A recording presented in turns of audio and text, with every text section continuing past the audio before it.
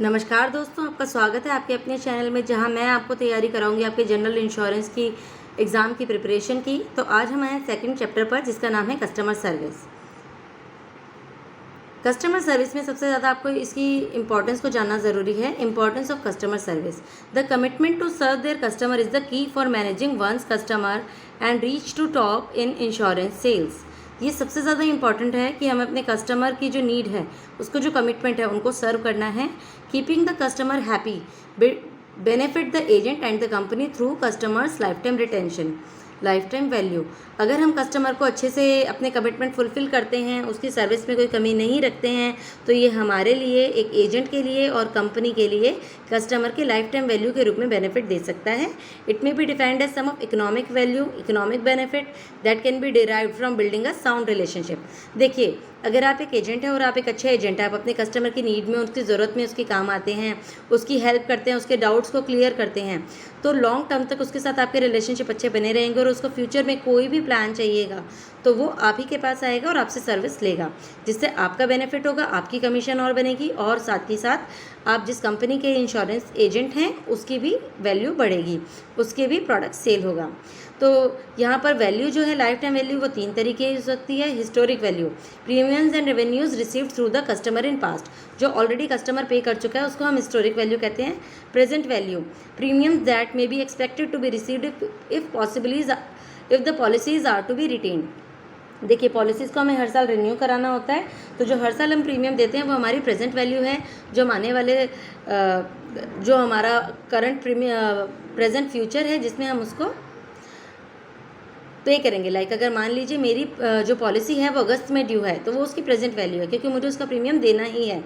अगर मैं company switch नहीं करती हूँ तो वो मेरी प्रोडक्ट की प्रेजेंट वैल्यू है जो कंपनी को मिलेगी। फ्यूचर वैल्यू: फ्यूचर वैल्यू वो हैं जो हम अपने कस्टमर को परसुएड करके फ्यूचर में जो नई पॉलिसीज़ बेच सकते हैं। So the premium that can be derived by persuading customers to buy new policies is the future value. Now B, अब हमें ये तो पता चल गया कस्टमर सर्विस की क्या इंपॉर्टेंस है, वो किस तरीके से हमारे लिए बेनिफिशियल हो सकता है, हमारी कंपनी के लिए वैल्यू हो सकता है। अब हम एजेंट के रोल के बारे में थोड़ा डिस्कस करते हैं।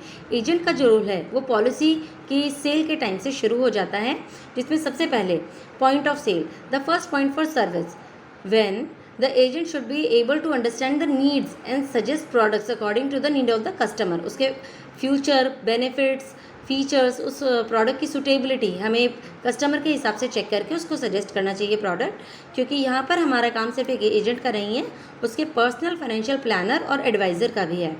सेकेंडली, प्रपोजल स्टेज: जब हम एक पॉलिसी के लिए प्रपोज करते हैं, एक प्रपोजल फॉर्म देते हैं जिसे कस्टमर फिल करके कंपनी के अंदर भेजता है, ताकि कंपनी उसको एक्सेप्ट करे और उसको वो प्रोडक्ट सेल करे। So it is important that the agent explains and clarifies the proposer's doubts while filling the form. अगर उस फॉर्म को फिल करते हुए हमारे कस्टमर को किसी भी तरीके का कोई डाउट है, कोई प्रॉब्लम है, तो ये एजेंट का काम होता है कि वो उस डाउट को क्लियर करे, उसको समझाए, उसकी कोई भी, उसके माइंड में कोई भी डाउट आता है या कोई भी एक्सप्लेनेशन की ज़रूरत है तो वो उसे एक्सप्लेन करे। Third stage is acceptance stage. यहाँ पर कंपनी को एक्सेप्ट करना होता है उस प्रपोजल फॉर्म को जो एक कस्टमर ने प्रपोजल स्टेज में फिल करके भेजा है एक प्रीमियम के साथ, जिसको कंपनी अगर एक्सेप्ट करती है तो उसका इंश्योरेंस स्टार्ट होगा। तो ये स्टेज बहुत इंपॉर्टेंट है।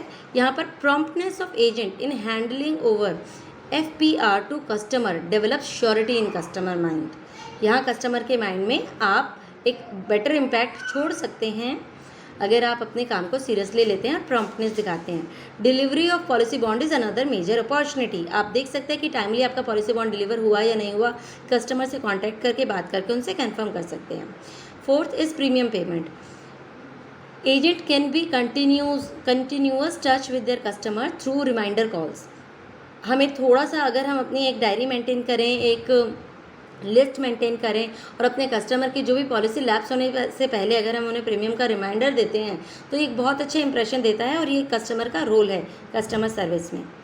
क्लेम सेटलमेंट: अनफॉर्चुनेटली अगर आपकी किसी कस्टमर को कोई सेटलमेंट के लिए क्लेम डालना पड़ा है तो आप उसमें उसकी हेल्प कीजिए। ये क्रूशियल रोल है जो आप क्लेम सेटलमेंट में दे सकते हैं। पॉलिसी प्रोवाइड कराते हुए आपने उन्हें कमिट करा था, तो उनकी इन्वेस्टिगेशन करते रहिए किस स्टेज पर हैं और आप उनकी हेल्प कर सकते हैं। अनदर सर्विस, अनदर अपॉर्चुनिटी, अगर आपके किसी कस्टमर को nomination change, assignment, duplicate policies वगैरह कोई हेल्प चाहिए तो आप उस तरह की सर्विसेज उनको प्रोवाइड करके उनकी हेल्प कर सकते हैं। 7th है ग्रीवेंस रिड्रेसल। देखिए कुछ केसेस में ऐसा होता है कस्टमर की कुछ कंप्लेंट रह जाती है, उनका कुछ ग्रीवेंस रह जाता है, उनकी कोई प्रॉब्लम रह जाती है, क्लेम सेटलमेंट में प्रॉब्लम आ रही है या किसी भी तरीके की कोई प्रॉब्लम है। अगर उस टाइम पे उनको सपोर्ट नहीं मिलता है तो कस्टमर को ऐसा लगता है कि उनके साथ अनफेयर हुआ है, उनकी इमोशंस, उनकी फीलिंग्स हर्ट होती हैं। तो उनके 2 तरह की फीलिंग आ सकती है। Number 1, sense of unfairness, cheating लगता है, उन्हें लगता है हमारे साथ चीट किया, क्योंकि ये प्रोडक्ट सेल करते हुए आप उनसे बात कर रहे थे, उनको हेल्प कर रहे थे, उनको समझा रहे थे, लेकिन जब वो प्रॉब्लम में आए, उनको कोई ग्रीवेंस हुआ तो आपने उनकी हेल्प नहीं करी, तो उन्हें लगेगा आपने उनके साथ चीट करा। And secondly, feeling of hurt ego, being made to look and feel small, उनको बुरा लग सकता है कि देखो अब मेरी हेल्प की ज़रूरत है, अब मेरी कोई मदद नहीं कर रहा, तो उन्हें लग सकता है कि वो छोटे हैं या स्मॉल फील करा सकते हैं, कंपनी उन्हें ठीक से जवाब नहीं दे रही। अगर आप कंपनी के रिप्रेजेंटेटिव होकर उनकी हेल्प नहीं करेंगे तो कौन करेगा। उन्होंने आप ही के गुड फेथ पर, आप ही की बातों के पर विश्वास करने के बाद पॉलिसी खरीदी है, तो ये भी एक बहुत इंपॉर्टेंट रोल है जो एक एजेंट को प्ले करना होता है। Now communication skill. Communication skills are one of the important set of skills that an agent needs to possess. ये हमारे अंदर होनी बहुत ज़रूरी है ताकि हम इफेक्टिव परफॉर्मेंस दे सकें। हमारे अंदर सॉफ्ट स्किल्स होना चाहिए, हमें पोलाइट होना चाहिए। Soft skills relate to one's ability of unfairness, ability to interact effectively with the other workers. हम बाकी वर्कर्स से, बाकी कस्टमर से किस तरीके से इंटरेक्ट करते हैं, ये हमारी सॉफ्ट स्किल्स होती हैं। But goes into making a good relationship is trust. आप उनके अंदर ट्रस्ट बिल्ड करें, अपने कस्टमर में गुड रिलेशनशिप उनके साथ बिल्ड करें, और इसके लिए ज़रूरी है attraction, being present and your communication. Communication can be verbal, oral, जिसे हम वर्बल कहते हैं, written, non verbal, body language, आप इसके हिसाब से भी उनके साथ कम्युनिकेट कर सकते हैं। And lastly possessing good listening skills, बहुत इंपॉर्टेंट है। कस्टमर की बात को ध्यान से सुनना हमारे लिए बहुत इंपॉर्टेंट है। And not being judgmental helps a lot. हमें जजमेंटल नहीं होना चाहिए, हमें अपने कस्टमर के साथ फेयर रहना चाहिए, उसकी बातों के अकॉर्डिंगली उसको जज नहीं करना चाहिए। लाइक अगर कोई अपनी कोई भी अपना सीक्रेट्स आपसे शेयर करता है, लाइक अगर मान लो वो अल्कोहल ड्रिंक करता है या वो सिगरेट स्मोकिंग करता है, तो आपको जजमेंटल नहीं होना कि वो ठीक है या गलत है। आप उसको उसके अकॉर्डिंग सही प्रोडक्ट सजेस्ट करेंगे जो कंपनी की पॉलिसीज़ और नॉर्म्स के भी अकॉर्डिंग हो और उस पर्सन की इंश्योरेंस नीड्स को फुलफिल कर सके। Elements of effective learning are paying attention, providing feedback, responding appropriately, empathetic listening and not being judgemental. So ये हमारे एलिमेंट्स बहुत इंपॉर्टेंट है इफेक्टिव लिसनिंग के लिए। अगर हम इनको फॉलो करेंगे तो हम अपनी कस्टमर सर्विस बहुत अच्छे तरीके से कर सकते हैं। तो यहाँ का आज का मेरा चैप्टर ख़त्म होता है। कल मैं दोबारा आऊँगी आपके लिए एक नई वीडियो लेकर, एक नए चैप्टर के साथ। Thank you so much for watching.